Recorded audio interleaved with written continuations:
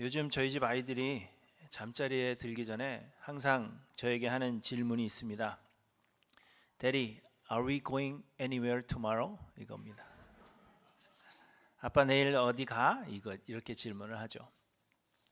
이런저런 모임들도 있고 또 약속들이 많은데 제가 아이들만 집에 둘 수가 없어서 데리고 다니다 보니까 내일은 또 어디를 가는가 하여 묻는 것입니다. 그래야만 자기들도 준비를 할 수가 있기 때문입니다.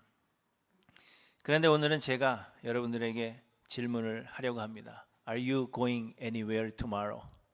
여러분 내일은 어디를 가시려고 하십니까? 물론 집에만 있는 날도 있겠지만은 그래도 우리는 모두 거의 매일 어딘가를 갑니다. 아직 일하시는 분들은 직장을 갈 것이고 또 학생들은 지금은 방학이지만 곧 학교를 갈 것입니다. 지인과 식사 약속이 있어서 약속 장소에 가실 수도 있고 그냥 공원이나 혹은 동네 상점으로 마시를 나가실 수도 있습니다. 운동을 하러 많이 가시기도 하는데 예전에 보니까 큰 쇼핑몰로 운동을 가시더라고요. 쇼핑몰 안이 시원하기도 하고 몇 바퀴 돌면 운동도 되고 또 이것저것 구경도 하면서 걷기 때문에 심심하지 않아서 많은 분들이 쇼핑몰로 운동을 가십니다. 그리고 아직 아이들이 어린 분들은 아이들의 각종 액티비티에 라이드를 주러 가실 것입니다. 저는 내일 중고등부 수련회에 우리 교회 아이들을 싣고 수련회를 갑니다. 그런데 주로 우리가 어디를 가는가 하는 것을 생각해 보면 모두 우리의 평안하고 행복한 삶을 찾아서 가는 것입니다. 직장을 가는 것은 돈을 벌기 위함이고 아이들이 학교를 가는 것 역시도 훗날에 편안하고 행복한 삶을 살기 위해서입니다. 사람을 만나러 가는 것은 우리가 좋아하는 사람, 우리를 즐겁게 해주는 사람들을 주로 만나러 가는 것이고 운동을 하러 가는 것 역시 아프지 않고 세상을 잘 살기 위해서 가는 것입니다. 우리 자녀들을 수련회로 보내는 것은 물론 예수님 잘 믿어서 좋은 삶을 살다가 천국 가면 좋겠다 하는 마음도 있지만 또 그 내면에는 솔직하게 생각해 보면 예수 잘 믿어서 하나님의 복을 받아서 세상에서 잘 살면 좋겠다 하는 마음이 우리에게 깔려 있는 것이죠. 우리는 이렇게 주로 우리에게 이로운 곳으로 찾아갑니다. 하지만 오늘 본문은 우리가 우리에게 이로운 곳을 찾아갈 것이 아니라 우리에게 주신 사명을 따라서 우리의 사명 다할 곳으로 가야 한다 하는 것을 우리에게 말씀해 주시는 것입니다. 오늘 보면 1절에 보시면 예수께서 제자를 삼고 세례를 베푸시는 것이 요한보다 많다 하는 말을 바리새인들이 들은 줄을 주께서 아신지라 이렇게 말씀하십니다. 이 말은 사람들이 이제 예수님을 주목하기 시작했고 예수님을 따르기 시작했다 하는 것을 말해 주는 것입니다. 요한이 회개하라 천국이 가까웠느니라 이렇게 외치며 사람들에게 세례를 베풀 때 수많은 사람들이 요한에게 세례를 받기 위해서 나왔습니다. 그래서 바리새인들이 요한을 주목하였고 그를 경계했습니다. 그래서 사람을 보내어 내가 누구냐? 내가 그리스도냐? 이렇게 묻기도 했던 것입니다. 요한의 제자 중 한 사람이 한 유대인과 정결 예식에 대하여 설전을 벌이기도 했습니다. 이는 세례 요한이 유명해지고 바리새인들에게 대적할 만한 그러한 세력이 되었다는 것을 말해주고 있는 것입니다. 그런데 이제는 예수께서 제자를 삼고 세례를 베푸는 것이 물론 예수님이 직접 세례를 베푸신 것은 아닐지라도 예수님의 제자들이 베푼 것이지만 그럼에도 불구하고 예수님께 나와서 세례를 받는 사람이 요한보다 많게 되었다고 이야기합니다. 이는 곧 예수님도 유명해지셨고 바리새인들에게 대적할 만한 큰 세력이 되어가고 있다는 것을 말해주고 있는 것입니다. 그렇다면 여러분, 예수님은 세력을 조금 더 키워서 사람들이 기대하는 그러한 큰 일을 행하실 수 있으셨을 것입니다. 사람들이 바라는 것처럼 이스라엘의 독립을 이루고 누군가나 소망하던 정치적인 유토피아를 건설하실 수도 있으셨을 것입니다. 예수님이시라면 그렇게 하시고도 남을 능력이 있으셨습니다. 혹 정치적 유토피아를 건설하는 것이 하나님의 뜻이 아니라면 종교적인 개혁이라도 이루실 수 있으셨을 것입니다. 성전을 청결케 하셨던 것처럼 종교계의 그 모든 부패를 척결하고 진실하고 경건한 종교의 개혁을 일으키실 수 있으셨을 것입니다. 그리고 그렇게 하려면 예수님은 예루살렘에 머물러 계시는 것이 옳은 것입니다. 우리 옛말에 말은 태어나면 제주도로 보내고 사람은 태어나면 서울로 보내라 하는 말이 있습니다. 말은 말이 잘 자랄 수 있는 환경인 제주도로 보내야 좋은 말이 될 수 있고, 사람은 자신의 뜻을 이루고 성공하려면 사람이 많은 서울에 가야 한다 하는 이야기입니다. 그러니 예수님께서 유토피아든지 혹은 종교적 개혁이든지 그 무엇이든지 그러한 큰 일을 이루시려면 사람이 많고 상류층이 많은 예루살렘에 머무시는 것이 옳은 것입니다. 예수님의 육신의 형제들도 예수님을 믿기 전에는 당신이 행하는 일을 제자들도 보게 여기를 떠나 유대로 가소서, 스스로 나타나기를 구하면서 묻혀서 일하는 사람이 없나니 이 일을 행하려 하거든 자신을 세상에 나타내소서, 이렇게 비아냥대듯 이야기했습니다. 큰 일을 이루겠다 하면서 갈릴리 같은 그러한 시골 구석에 머물러 있을 것이 아니라 예루살렘 같은 유대의 큰 도시로 가야 하지 않겠느냐. 내가 정말 메시아라면, 내가 정말 어떤 큰 일을 이루려고 한다면 이곳 갈릴리에 머물러 있어서는 안 된다는 것입니다. 예루살렘으로 가라, 그렇게 이야기하고 있는 것입니다. 그런데 예수님께 기회가 왔습니다. 예수님은 이미 예루살렘에 와 계셨고 많은 사람들이 예수님을 찾았습니다. 예수님에게 세례를 받으러 나오는 사람들의 수가 요한에게 세례를 받으러 나오는 사람들의 수보다 훨씬 더 많게 되었고, 바리새인들이 예수님의 세력이 커지는 것에 대하여 신경을 쓰기 시작했다는 것입니다. 큰 일을 이루기에 얼마나 좋은 때입니까? 하지만 오늘 본문을 보시면 예수님에 대하여 바리새인들이 주목하기 시작했다는 그 소문이 예수님께도 들리게 되자 예수님은 유대를 떠나사 다시 갈릴리로 가셨다고 말씀하십니다. 여러분, 갈릴리는 어떤 곳입니까? 갈릴리는 변방, 변두리라는 뜻의 히브리 단어에서 온 것으로 그 이름만으로도 환영받지 못하던 지역임을 알 수가 있는 것입니다. 갈릴리는 유대인들이 많이 사는 그러한 곳이었지만 이 지역적으로는 이방 지역들과 너무나도 가까웠고 다소 고립되어 있는 그러한 지역이었다고 합니다. 그래서 사람들이 사투리를 많이 사용하였고, 또 갈릴리 사람들의 그 관습이 유다 풍습과 많이 달랐기 때문에 유대인들에게서 무시를 당하는 그러한 지역이었다는 것입니다. 갈릴리 사람들은 사마리아나 유대에 비해서 상대적으로 빈곤했습니다. 사람들은 갈릴리 지역에서는 선지자가 나올 수가 없다, 그렇게 생각했습니다. 그러니 성공하려는 사람 중에 갈릴리에 머물거나 갈릴리로 가려고 생각하는 사람은 없었습니다. 지금 생각해 보면 제가 태어난 곳 강원도 같은 곳이 아닌가, 그렇게 생각하죠. 사람들이 어디 출신이세요? 강원도라고 무시해요. 시골이라고 생각을 하는, 저는 도시 옆에 살았음에도 불구하고. 그런데 예수님께서 한참 주가가 올라가려고 하는 그때에 유대를 떠나사 그 갈릴리로 다시 가신 것입니다. 여러분, 그 이유가 무엇이겠습니까? 그 이유는 예수님께서 세상에 오신 목적이 정치적 유토피아를 건설하시는 것도 아니요, 종교적 개혁을 이루시려는 것도 아니었기 때문입니다. 그러면 예수님께서 세상에 오신 목적이 무엇입니까?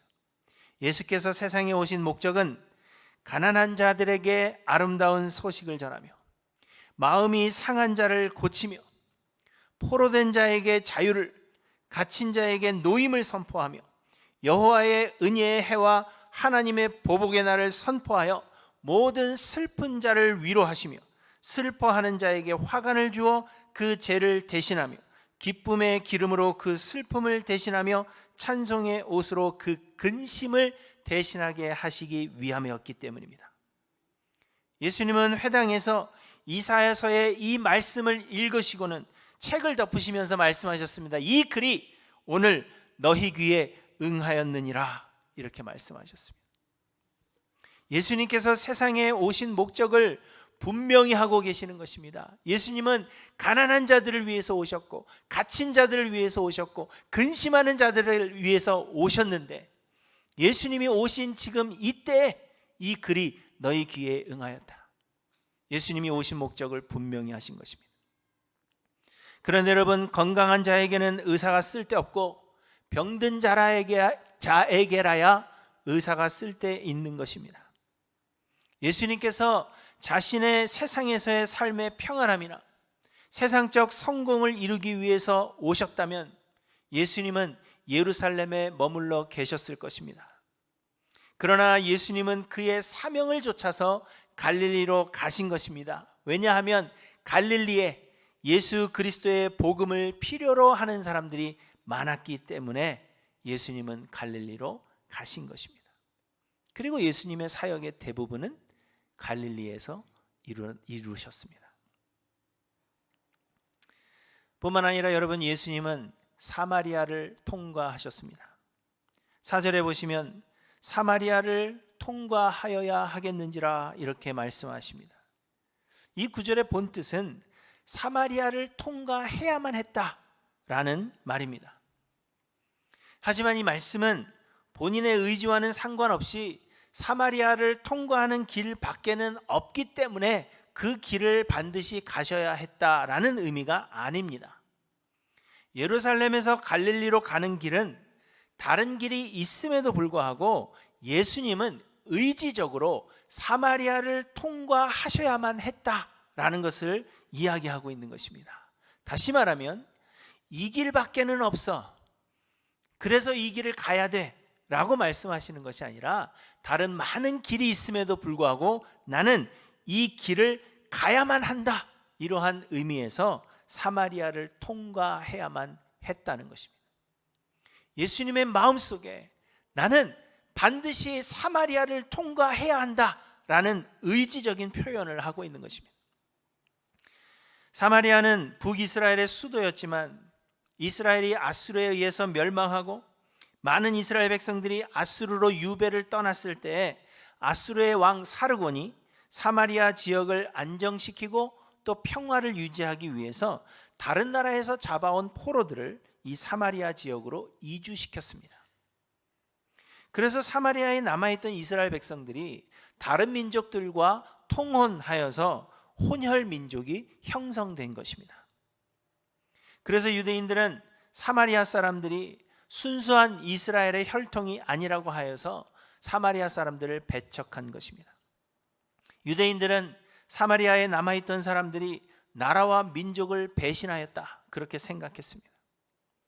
훗날 유대인들이 바벨론 포로에서 돌아와서 성전을 건축할 때 이 사마리아 사람들이 돕고자 했지만 유대인들은 이를 거절하였고 사마리아인들과의 사이는 더 멀어졌습니다. 그럼에도 사마리아인들은 자신들도 하나님의 백성이라 그렇게 믿으며 모세 오경을 자신들의 경전으로 인정하고 이스라엘이 가나안에 입성하기 전에 하나님께서 축복을 선포하셨던 그리심산에 그들만의 성전을 건축했습니다. 그런데 이마저도 유대인들이 불태워버렸습니다. 그래서 그 이후로 유대인들과 사마리아인들은 적대적인 관계가 되었고 서로 상종하지 않았습니다. 특별히 유대인들은 이 사마리아인들을 경멸하여서 개 취급하였습니다. 그래서 사마리아인들과는 말도 섞지 않을 뿐만 아니라 같은 식탁에 앉아서 같은 자리에 앉아 음식을 먹지도 않았고 그리고 물건을 공유하지도 않았습니다. 사마리아 사람들이 만진 물건은 유대인들이 만지지 않는다는 것입니다. 오늘 본문에도 보시면 예수님께서 사마리아를 통과하시다가 한 우물가에서 이 사마리아 여인에게 물을 달라 하십니다. 그러자 이 사마리아 여인이 놀라죠. 그런데 이 여인이 놀란 이유는 첫째로는 유대인이 물을 달라 하시면서 사마리아인 자신에게 먼저 말을 걸었기 때문에 놀란 것이고, 둘째로는 물을 달라 하면 자신이 가지고 있는 그릇으로 물을 마셔야 하는데 유대인들은 사마리아인들과는 물건을 함께 사용하지 않기 때문에 놀란 것입니다. 9절에 이는 유대인이 사마리아인과 상종하지 아니함 이러라 이렇게 말씀하시는데, 여기서 상종한다 하는 것은 어떤 번역본에서는 물건을 함께 사용하지 않는다 이렇게 번역하고 있습니다. 이처럼 유대인들은 사마리아인들을 멸시하고 상종하지 않았습니다. 그래서 유대인들이 유다에서 갈릴리로 갈 때에는 사마리아를 통과하는 가까운 길이 있었음에도 불구하고 요단을 건너 서쪽으로 가서 남쪽으로 쭉 우회하여 가다가 다시 요단을 건너 동쪽으로 돌아오는 그러한 먼 길을 선택했던 것입니다. 이 길은 여리고를 지나는 험하기도 하고 강도도 자주 출몰하는 그러한 길이었음에도 불구하고 유대인들은 이 길을 선택했습니다.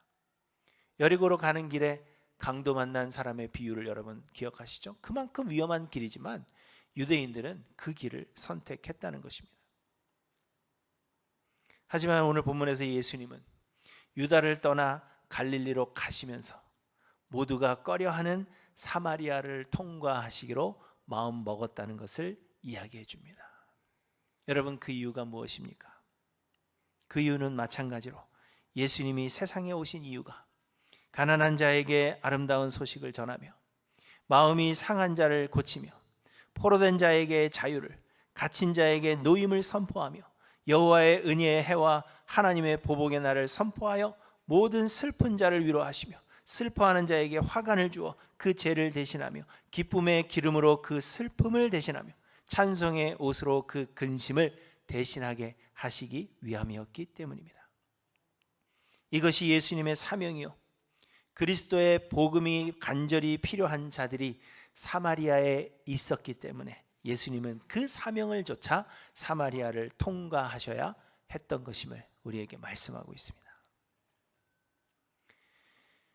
그런데 여러분, 예수님께서 사마리아의 한 우물에서 만난 이 여인을 여러분 한번 보십시오. 이 여인은 어떤 사람입니까? 이 여인은 다른 사람들에게 손가락질을 받는 여인이었습니다. 예수님께서 이 여인에게 남편을 불러오라 그렇게 말씀하십니다. 그런데 이 여인은 남편이 없나이다 이렇게 대답하죠. 그러자 예수님께서 내가 남편이 없다 하는 말이 옳도다. 너에게 남편 5이 있었고 지금 있는 자도 내 남편이 아니니 내 말이 참되도다 이렇게 말씀하십니다. 이 여인에게는 남편이 5이나 있었습니다. 남편이라고 하신 것을 봐서 결혼을 5번 했던 것으로 보여집니다. 그런데 지금은 또 다른 6번째 남자와 살고 있습니다. 하지만 지금 있는 자는 남편이 아닙니다. 곧 혼인하지 않고 동거하고 있었다는 것입니다. 그래서 사람들은 이 여인이 음란하고 문란한 여자라 생각하여 손가락질을 했을 것입니다. 이 여인이 물길로 나와 예수님을 만난 시간이 6시쯤 되었다라고 말씀하십니다. 히브리식 시간, 유대인의 시간으로 6시는 지금의 12시 곧 정오입니다. 예수님 당시의 사람들은 주로 여인들이 우물물을 길러 나왔는데 낮에는 너무 뜨겁기 때문에 아침 일찍 물을 길러 나오거나 혹은 해가 떨어진 뒤에나 물을 길러 나왔다고 합니다. 하지만 이 여인은 아무도 물 길러 나오지 않는 그 대낮에 물을 길러 나왔습니다. 대부분의 신학자들은 그 이유가 이 여인이 손가락질을 받는 그러한 여인이었기 때문에 사람들의 시선을 피해서 대낮에 물을 길러 나왔을 것이다 그렇게 생각합니다. 그래서 사람들은 이 여인이 음란한 여인이었을 것이라고 생각합니다. 그러나 여러분, 이 여인에게 남편이 5이나 있었다는 그 사실로 인해서 이 여인이 틀림없이 음란한 여인이었을 것이라고 단정 지을 수는 없는 것입니다. 제 생각에는 이 여인이 정말로 음란한 여인이었다면 결혼을 5번 할 것이 아니라 그저 계속 동거를 하거나 아니면 음란함을 즐겼을 것입니다.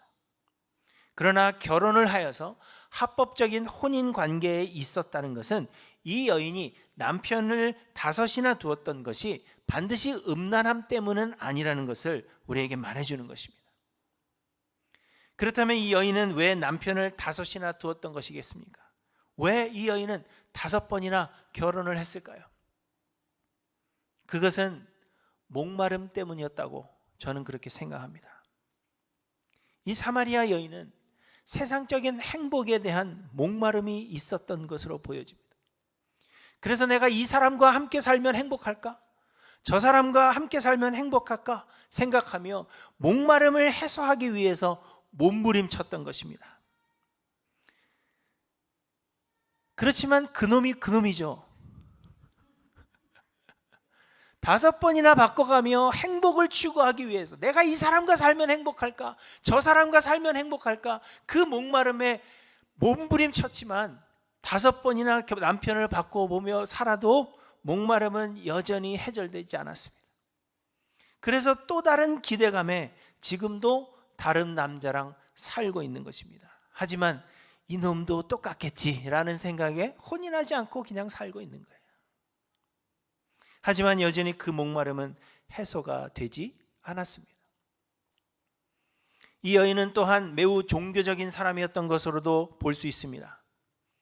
예수님이 여인을 만난 우물은 오래전에 야곱이 그의 아들 요셉에게 준 땅에 있는 야곱의 우물이라고 말씀하십니다. 5절과 6절을 보시면 사마리아에 있는 수가라 하는 동네에 이르시니 야곱이 그 아들 요셉에게 준 땅에 가깝고 거기 또 야곱의 우물이 있더라, 이렇게 말씀하고 있습니다. 유대인들은 사마리아인들을 무시했지만 그럼에도 사마리아인들은 야곱이 그의 아들 요셉에게 준 땅이 우리에게 있고 야곱의 우물이 우리에게 있다, 그것을 자랑스럽게 여기고 그로 인하여서 하나님의 백성으로서의 자존심을 유지하고 있었던 것입니다. 그런데 이 여인은 바로 이 야곱의 우물에 물을 길러 나온 것입니다. 당시 수가성에는 이 우물 말고도 많은 우물이 있었다고 이야기합니다. 그럼에도 불구하고 이 여인이 다른 우물들을 다 제쳐놓고 다소 멀리 떨어져 있는 야곱의 우물로 물을 길러 온 것은 다른 사람들의 시선을 피하기 위함이라 하는 사실도 있었겠지만 이 여인의 말투로 보아서, 예수님과의 대화로 보아서는 야곱의 우물이라는 사실이 주는 그 상징성을 의지하고 있었다는 것을 볼 수 있는 것입니다. 그래도 나는 야곱의 우물에서 물을 길어다 쓴다라는 그 생각에, 그 자부심을 가지며 해갈되지 않는 목마름을 해소하기 위해서 애쓰고 있었던 것입니다.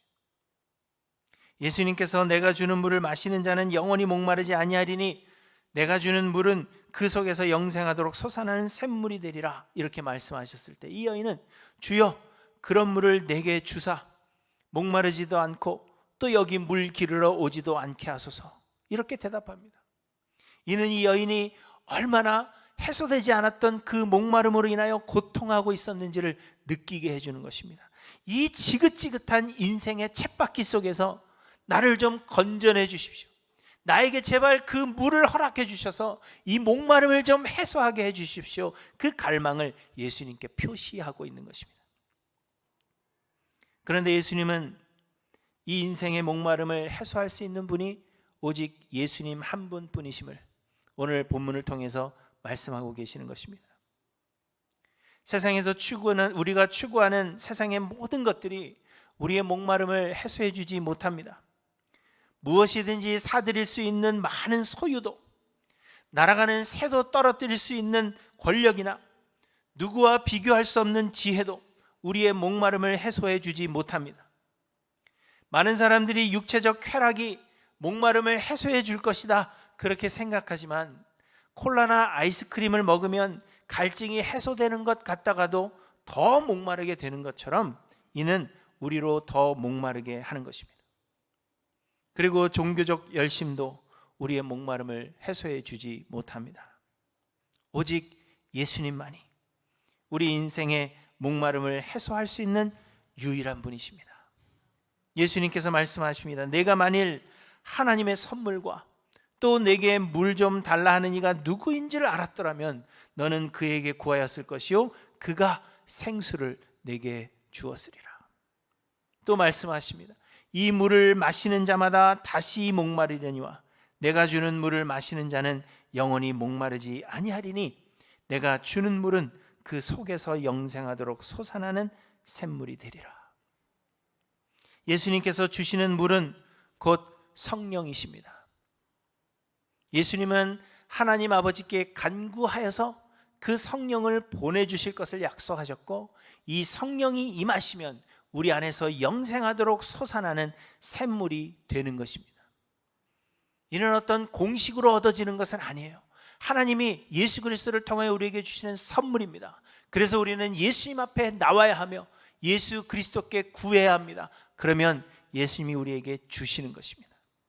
예수님은 이 샘물이 필요한 사마리아의 한 여인을 만나시기 위해서 사마리아를 통과하셔야 했던 것입니다.